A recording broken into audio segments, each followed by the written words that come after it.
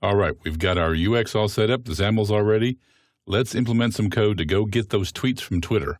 So we'll come down here and start out with the code that we need.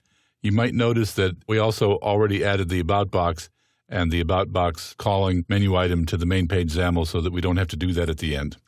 And now we'll bring in the real code here, and we'll add another class in order to store our tweets. So add class, and it's called tweet. It looks like this, just has 3 strings, name of the Twitter handle, contents, and statuses. We use that to feed our list box. And now let's go take a look at the code behind where we actually go get the tweets. We've got a phone application page as always. We're using our settings class that we used back in our units converter sample application so that we can keep track of the Twitter handle that we're getting status for. This is in anticipation of implementing the tombstoning support we're going to do later on in this chapter. So we set it up to be the blank string.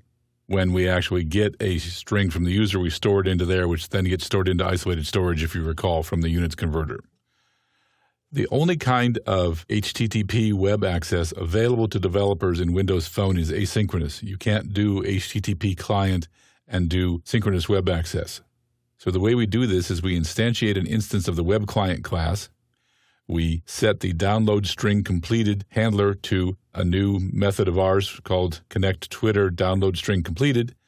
And then we call download string async on the web client instance. And in this case, we pass api.twitter.com/1/statuses/user_timeline.xml ? Screen name, and then we put the screen name or the user handle that we got from the text box.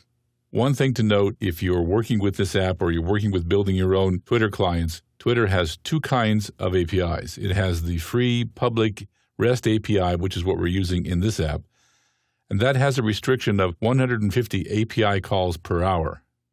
As we were developing this app for this course, we ran into that a few times and had to wait an hour before we could continue to access Twitter.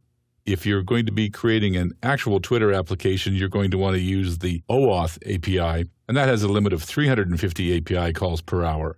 So unless your user is sitting there tapping on the screen wanting to update the Twitter status, that should be more than enough.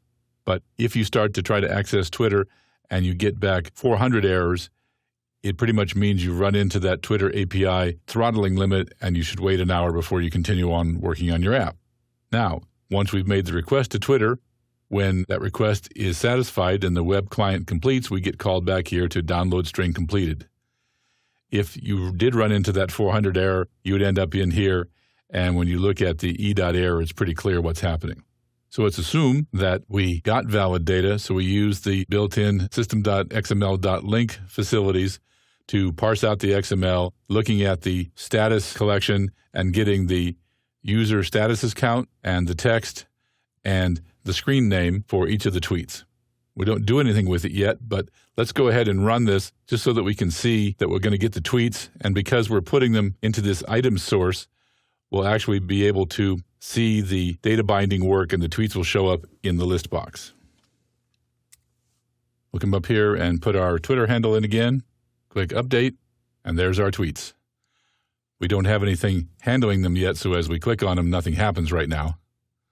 And that's what we're going to get to as we carry on with this. Next up, we're going to go and look and make sure that we can know when we're actually connected to the network so that we know how to handle errors, and when the application starts, we can tell people what's really going on.